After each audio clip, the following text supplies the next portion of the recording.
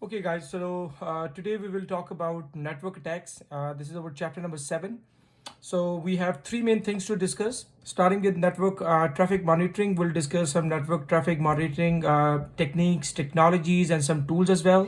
Then we will talk about some TCP/IP protocol, the vulnerabilities of, in fact, TCP/IP protocols. We have already discussed the details about TCP/IP in our chapter 4.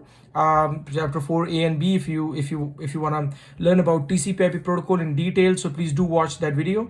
The third is the web application and network attack. We'll talk about a few web application and network security attacks. So starting with the network traffic monitoring. So networks are not usually a soft target.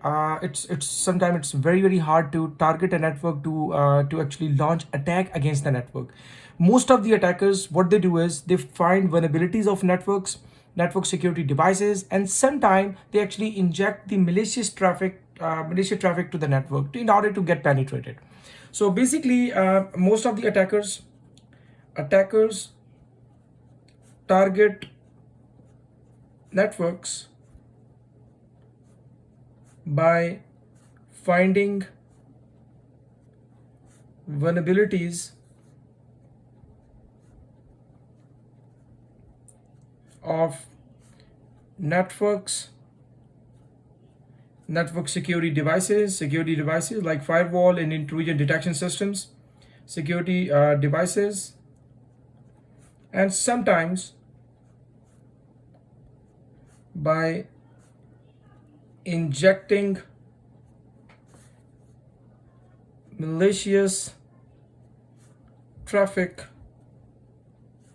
to networks. Okay, whenever we detect any kind of abnormality in a network, or you can say in a network traffic, it usually indicates that there is something wrong, like there might be a virus, a malware, or something like that. So basically, any network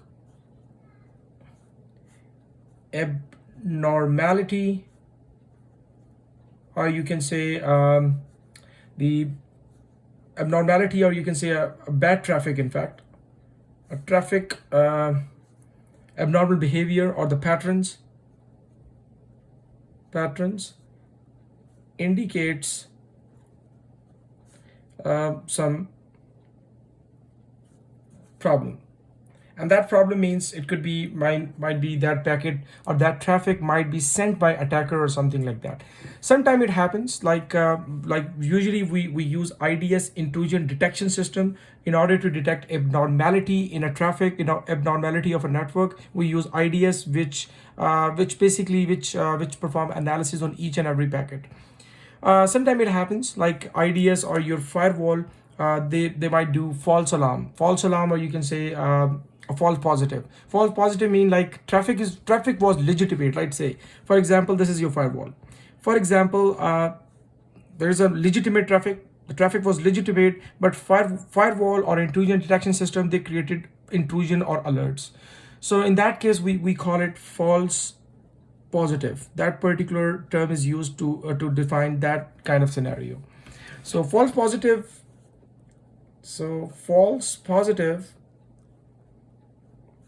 is a term which is used to describe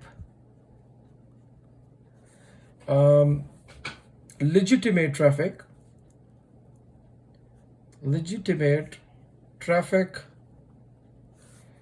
that is mistaken for unauthorized traffic by firewall.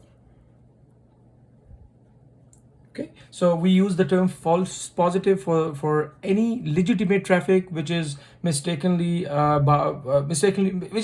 for unauthorized traffic by firewall or intrusion detection system or any security device. Now, to monitor the network traffic, we mainly use protocol analyzers. Maybe you guys heard of Wireshark. So these protocol analyzers, basically they allow the network administrator to capture the packet, to capture the TCP IP packet. And after capturing the packet, the network administrator, they can look into the packet, they can see the source, destination, the type of packet. Sometimes we can see the contents in the packet as well. So these protocol analyzers are mainly, they use two main methods. The protocol analysis method, it mainly use two methods. One is called network test access point, and second is called port mirroring. So these are the two main methods that we use to monitor a network. I mean, in the protocol analysis or protocol analyzers. Wireshark, as I mentioned, Wireshark is basically a packet capturing tool which capture and save traffic or packets in form PCAP. So basically they capture the packet and save it in PK form. Wireshark is mainly, we use Wireshark to capture the packet, to do analysis, because if you capture a packet using firewall, you can open the packet, you can read out the packet. Contents of packets can also be readable. You can also read the contents. And other than that, we can see the behaviors and flags, like what kind of packet behavior and flags are. So let's talk about network tap, network test access point, and port mirroring. So network tap are basically intermediary devices. Like, for example, let's say this is over a network device. So that's a network device, and we want to actually study, or we want to do analysis on this device. So we will call this device of interest, DOI. So the device for which we want to do analysis. So what we will do is, so let's say this is our analysis device, like running a software, for example, Snmp, Wireshark, anything like that. So we will use this analysis device, and we will place a network tap in between. So network tap will capture all the abnormal packets, errors, any kind of flag, and forward all the packet to analysis device. So this is basically what a network tap is. So if you want to define what is a network tap is basically intermediary device that is placed in between device of interest and analysis device. What exactly it does? It forwards the errors, like all the errors and abnormal packets, to analysis device. So it forward all the packets, and again, analysis device can open those errors and do more research and all that stuff. Next is the port mirroring, another option to do analysis, another option to for the analysis of for the monitoring of traffic, in fact. So port mirroring is basically like what happens. So let's say this is a switch, and on that switch, as you can see, we can have many devices that are connected with that particular switch. Okay, so what we can do is we can create a new port here, and that particular port is called span port, SPN, span port. So what we can do is we can configure, we can enable the settings, like for we want to actually we want to monitor these two ports, for example. So we can copy the packets, like all the frames that will be received on this packet will also forward, like, I mean, it will generate a copy and forward a copy of those protocol to span port. Span port is further connected with analysis device. That is another way. So like there might be two devices, like this is one device, that could be another device which is connected with a switch through these port. So we will copy the packets which will be sent out or which will be received on these two port on span port. Span port is further connected with analysis device. So this is called port mirroring. So the technology that we use is span technology to do mirroring. And what exactly it does, it enables switch to copy frames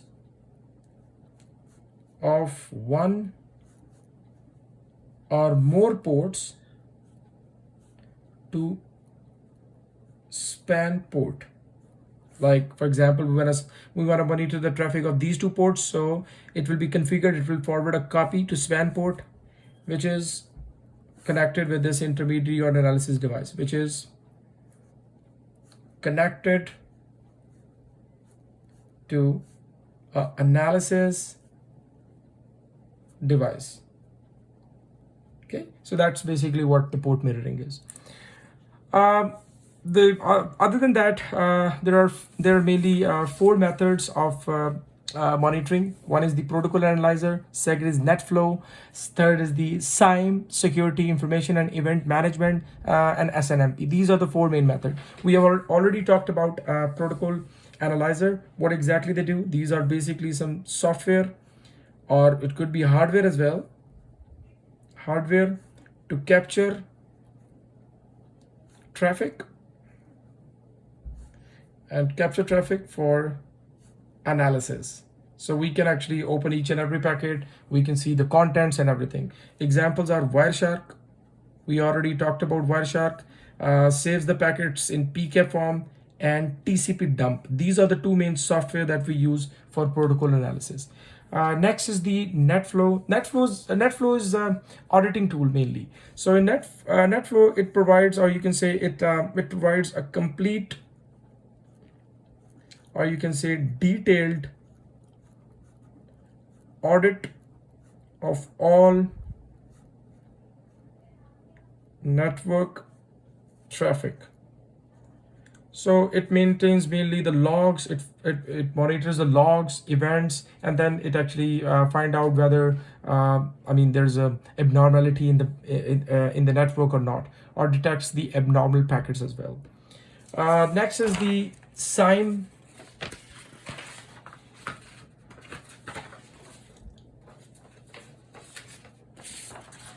SIEM, it stands for Security Information and Event Management System. So SIEM is basically it's kind of a complete software. We will discuss SIEM in detail.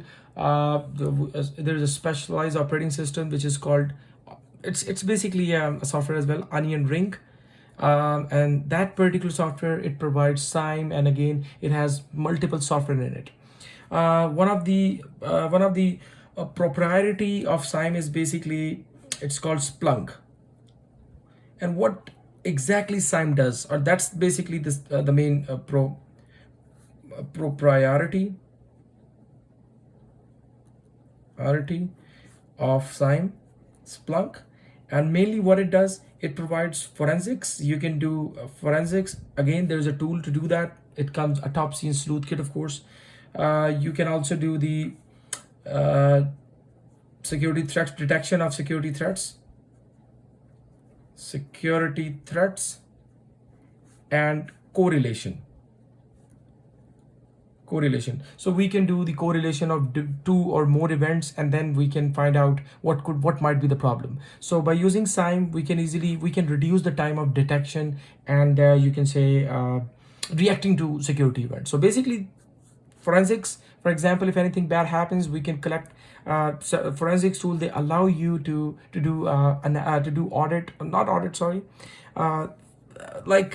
you can say we can actually collect evidence.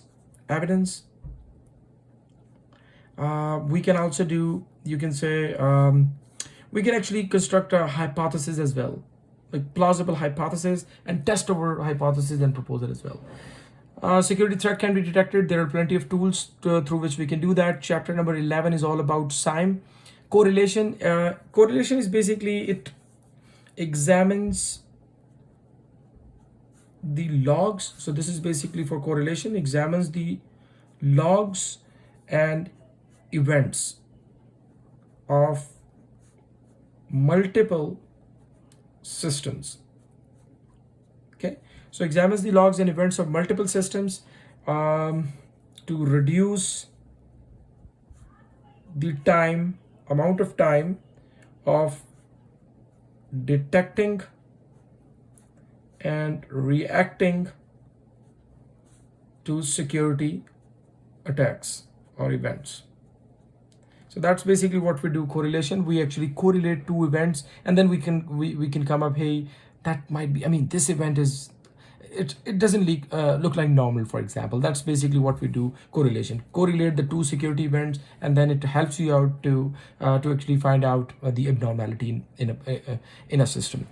SNMP stands for Simple Network Management Protocol. Simple Network Management Protocol, and it provides a platform through which network administrators, they can manage traffic flow, they provide ability to collect all the information from all the devices. For example, SNMP provides a complete platform, so you can see which device, the load of each device, how many devices are connected with that network device, and stuff like that. So you can manage the traffic, you can manage the devices. So not only devices can be managed, you can also manage the traffic as well, okay, by using SNMP. So that was the first section, the network security monitoring tools and their technologies. Next is the TCP/IP protocol and their vulnerabilities. First is the Icmp. I hope everybody is well familiar. Icmp traffic is, or this protocol is UDP protocol, like connectionless. Icmp stands for Internet Controlled Messaging Protocol. And there are mainly two utilities of Icmp. One is called traceroute, through which we can find the number of hop counts or gateways. And second is ping. Ping is basically request to respond. We actually use ping commands, like for example, if we send a ping packet to any website, so we actually do it just to find whether that website is up or not. Most of the web servers, they disable this ping packet to avoid the ping floods. So that's basically one of the vulnerabilities. Like whenever anybody send you a ping packet, you have to, or your computer will respond it back. If your Icmp protocol is running, like if you disable Icmp protocol, what will happen? If you receive a ping packet, your computer will not respond back. How we can disable it? By putting a filter in the firewall. Like we can actually disable the Icmp port by using firewall in the firewall rules. These ping floods can be most widely, we use these attackers, they actually use these particular floods for the DOS attack. DOS stands for Denial of Service. It's very simple to understand. DOS attack is, let's say this is a website, a typical website. For example, this website can handle 5,000 queries per second. It means 5,000 people can visit this website in 1 second or simultaneously. Let's say we got a attacker here and he is pushing, let's say 10,000 queries in 1 second. So what will happen? This website will overwhelm, or you can say it will become unavailable for legitimate users, or you can simply say it will freeze, in fact. So that is called DOS attack, to make the system unavailable for legitimate user. So the definition is going to be DOS attack prevents the legitimate users from accessing the resources or gaining access. Gaining access to systems. So that is basically a DOS attack. How we can avoid the DOS attack? We can do plenty of ways. One of the ways, we can actually put the IP address of this system or this computer or this attacker in block list. We can actually put it in block. Whenever firewall will receive a packet from this device, it will be stopped, turned down. Second, we can put a cap here, like one user can send 1 request per second, something like that. Or we can disable Icmp protocol, like nobody can send a ping packet. Another way is to launch this attack is called DDoS attack, distributed denial of service attack. If attacker uses zombies, remember in the last chapter we discussed that, the DDoS attack. If the DOS attack is launched from multiple nodes or from a botnet, that is called DDoS attack. One of the type of DOS attack is called Smurf attack. In order to launch a Smurf attack, attacker has to join the network. Now let's understand what is a Smurf attack. So in Smurf attack, for example, let's say this is the victim. So victim's IP address is 1.1.1.1. So that's victim's IP address. So victim is connected with access point. And let's say with that network, there are thousands of devices. Let's say we got thousands of computers connected with this network with which our victim is connected. So attacker, he also joined the network. So attacker just joined the network. And let's say attacker's IP address is 2.2.2.2. That's attacker's real IP address. Now, in order to launch Smurf attack, attacker will do IP address spoofing. How attacker can do that? Attacker will use IP spoofing attack. One of the IP spoofing attack is Addercap. One of the IP spoof. Another tool is the we can use Ghostfisher. There are many ways to do that. Burp Suite can also be used. So what attacker will do? Attacker will actually do the IP address spoofing attack. Attacker will spoof the IP address of victim, like attacker impersonate as victim. So attacker got IP address 1.1.1 and attacker will send a ping packet to all connected node. So everybody will receive a ping packet. And as you know, ping packet means request to respond. So what will happen? When everybody will receive a ping packet, allegedly the ping packet came from 1.1.1, the target, the victim. But attacker, he did this IP address spoofing. He impersonate as victim, send out the ping packet to everybody. When they will receive the ping packet, they will respond. They will start responding back to this computer. So what will happen? If all these computer will reach out to this computer, so this computer will be overwhelmed, okay, will be unavailable. So that attack is called Smurf attack. So in Smurf attack, attacker impersonate as victim and broadcast a ping packet to all connected node. And when those node, they receive a ping packet, they will start responding back to the victim. That is called Smurf attack.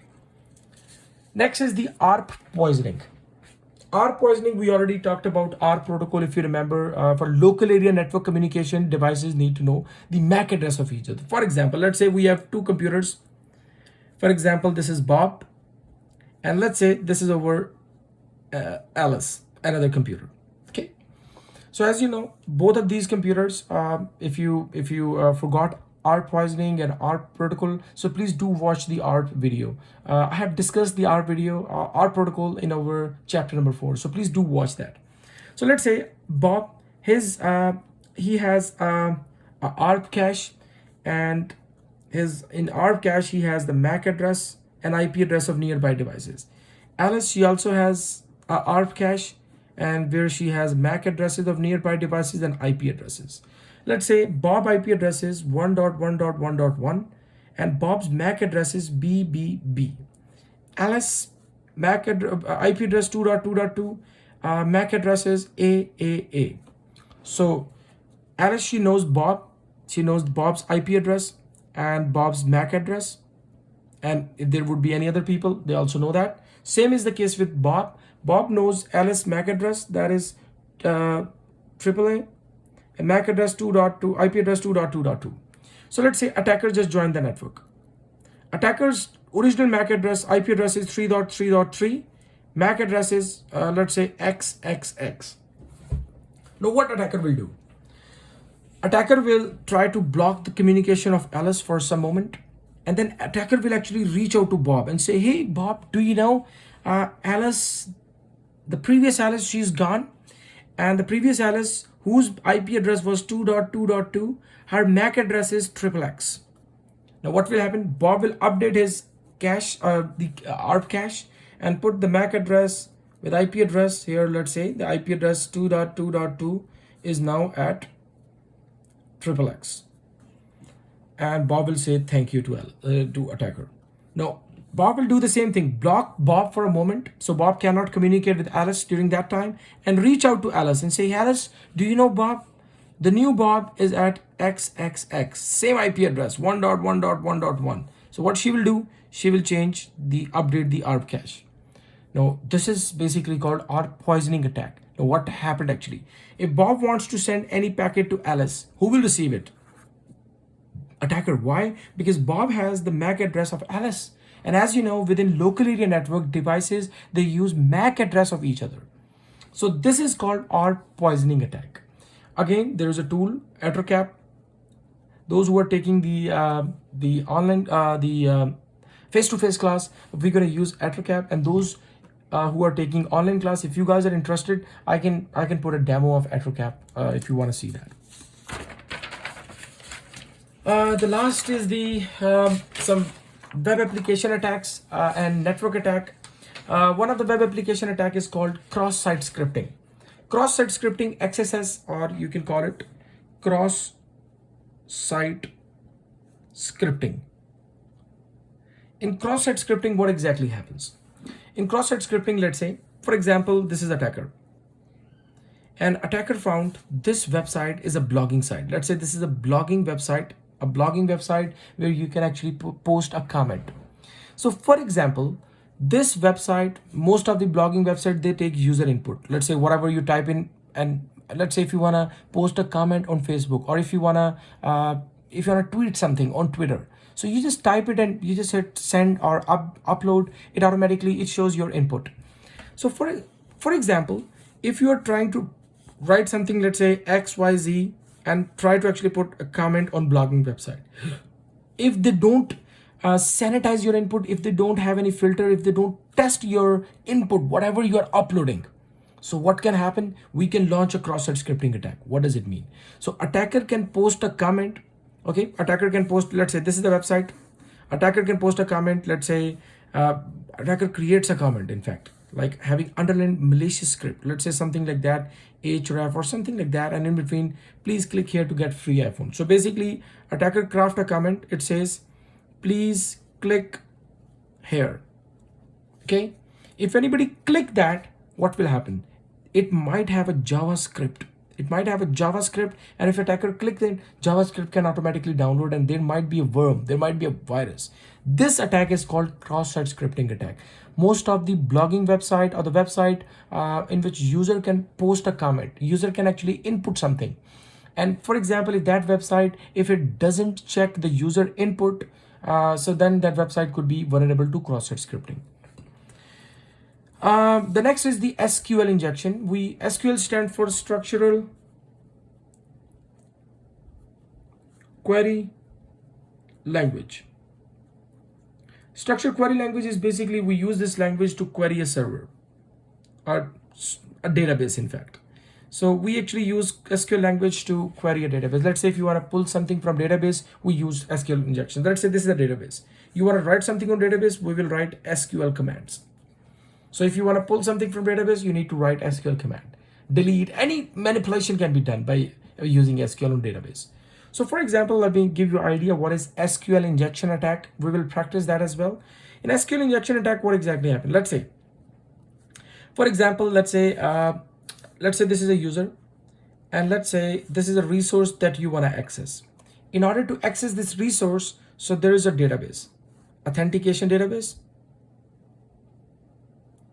So in authentication database, we have user IDs and the password. Okay. So if users satisfy authentication database, if whatever user input, if it matches with the authentication database, then user can access the resource, otherwise user cannot access. So for example, let's say this is Facebook. If you want to access your Facebook account, you will open a form like a website. When you open a website, you need to complete a form. You need to put your username and password. For let's say Alice and password 123. There could be many other user like that. So let's say Alice, she want to access her Facebook account. She will open facebook.com, put her username, password. This entry, this combination goes to authentication database. If a match occurs, then user can access the resource, otherwise not. Now the thing is, if you see here in the username and password, for example, rather than putting username, if attacker actually put here SQL command, let's say something like that, 1 equal to 1, which always remain true. Now what will happen? If this particular, rather than putting username here, if attacker is putting this SQL commands, something, this is not this, some SQL commands. So if that SQL command goes here, attacker can pull the data from database. Attacker can delete, like whatever you're typing here, it directly goes here on the database. So if you put SQL commands, if you write SQL commands here, so those SQL commands will go to database, and you can pull the whole database. You can steal the whole database. You can delete the database. manipulate anything. This attack is called SQL Injection Attack, where attackers, they actually input SQL commands, inject SQL command and pull the data or manipulate the database. This is called SQL Injection Attack. There is a tool which is called SQL Map. We're gonna use that tool in our lab 7. I'll show you how we use SQL Map to launch SQL Injection Attack, how the database can be, how people can actually hack a database. The last thing is DHCP Starvation. DHCP stands for Dynamic Host Configuration Protocol.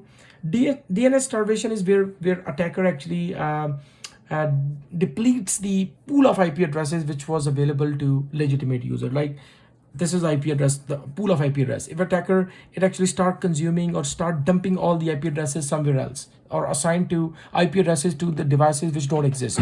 So that will launch or cause DHCP starvation. So the security attack that depletes the pool of IP addresses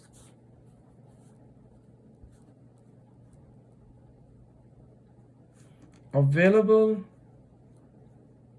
for legitimate hosts is called DHCP starvation.